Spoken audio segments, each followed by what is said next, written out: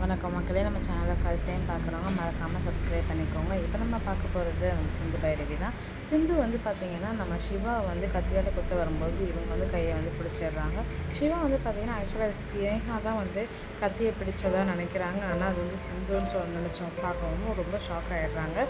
உடனே வந்து பார்த்திங்கன்னா கத்தியை பிடிச்சி ஏற்றுட்டு என்ன சிந்து இப்படி பண்ணிவிட்டு நீங்கள் கையில் ரத்தம் வருது பாரு.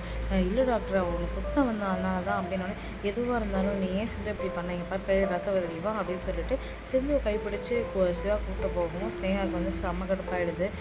இவன் எதுக்கு இப்போ நடுவில் வந்து தேவையில்லாமல் பயிர் பண்ணான், இதில் சிம்பத்தி கிரியேட் ஆகுதுன்ட்டு தானே அப்படிலாம் பண்ணான், நம்மளால் இதில் மாதிரிலாம் பண்ண முடிய மாட்டேங்குது அப்படின்னு சொல்லிட்டு உடனே யோசிச்சுட்டு இருக்காங்க. உடனே சிந்துக்கு வந்து நம்ம சிவா வந்து கையில் மருந்தெல்லாம் போட்டு விட்டு அங்கேருந்து வந்து கூட்டிகிட்டு வந்துடுறாரு. வீட்டுக்கு வந்ததுக்கப்புறமா எல்லாருமே பார்த்துட்டு ரொம்ப ஷாக் ஆகிடுறாங்க.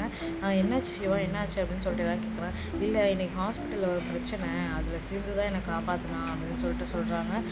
உடனே அன்னபூர்ணி வந்து எனக்கு அப்போவே தெரியும்ப்பா, சிந்து தான் வந்து உன் வாழ்க்கையை வந்து காப்பாற்ற போகிறோம் அப்படின்ட்டு இருந்தோடனே உடனே மகா வந்து நீங்கள் இப்படிலாம் சொல்லாதீங்க, என் பிள்ளை லைஃப்பை வீணடிச்சதே இவ தான் அப்படின்னு சொன்னோடனே மகா கொஞ்சம் கம்முனை இரு, தேவையெல்லாம் பேசாது அப்படின்னு சொல்லிட்டு சொல்கிறாங்க. அதான் நான் ஏதாவது பேசினா மட்டும்தான் உங்களுக்கு இப்படிலாம் தோணும் அப்படின்னு சொல்லிட்டு மகா திடீர்னு வந்து கிளம்பிடுறாங்க. சிந்துக்கு வந்து பார்த்திங்கன்னா அப்புறமா இந்த கத்தி குத்துனால வந்து ரொம்ப உடம்பு சரியில்லாமல் போயிடும். சிவா வந்து சரிவா நம்ம ஹாஸ்பிட்டலுக்கு போகலாம்னு, இல்லை டாக்டர் அதெல்லாம் இது வேணான்னுவாங்க. இல்லை நீ வா அப்படின்னு சொல்லிட்டு அங்கே வந்து கூப்பிட்டு போகிறாங்க. ஹாஸ்பிட்டலில் கூப்பிட்டு போனால் அந்நேரத்தில் வந்து நம்ம ஸ்னேகா வந்து ஹாஸ்பிட்டலில் என்ன அவங்களுக்கு நைட் டியூட்டி கூட கிடையாது. ஆனால் ஸ்னேகா என்ன பண்ணுறாங்க அப்படின்னு சொல்லிட்டு பார்க்குறாங்க. பார்த்தா வந்து சின்ன சின்ன பில்ஸ் எல்லாத்தையுமே வந்து பார்த்திங்கன்னா பெரிய பெரிய அமௌண்ட் வந்து போட்டுட்ருக்கிறத வந்து சிவா வந்து பார்த்து கண்டுபிடிச்சிடுறாங்க. இருந்தாலும் இது வந்து ஸ்னேகாவோட ஹாஸ்பிட்டல், நம்ம எதுவும் சொல்ல முடியாது அப்படின்னு சொல்லிட்டு நம்ம சிந்துக்கு மட்டும் ட்ரீட்மெண்ட் பண்ணிவிட்டு அங்கேருந்து கிளம்பி வந்துடுறாங்க. அதே மாதிரி வந்து பார்த்திங்கன்னா நம்ம ஆறுமுகம் வந்து நம்ம பைரவிக்கு பிடிச்ச சாப்பிட்றதெல்லாம் வாங்கிட்டு வந்து கொடுத்துட்டு இது எல்லாத்தையும் வந்து உங்கள் அப்பா தான் கொடுத்து விட்டார் அப்படின்னு வந்து சொல்லிடுறாரு.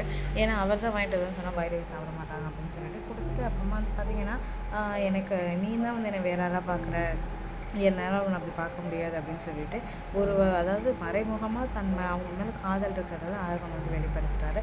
நம்ம சேனல் சப்ஸ்கிரைப் பண்ண ரொம்ப நன்றி. சப்ஸ்கிரைப் பண்ணாதவங்க மறக்காமல் சப்ஸ்கிரைப் பண்ணிடுங்க.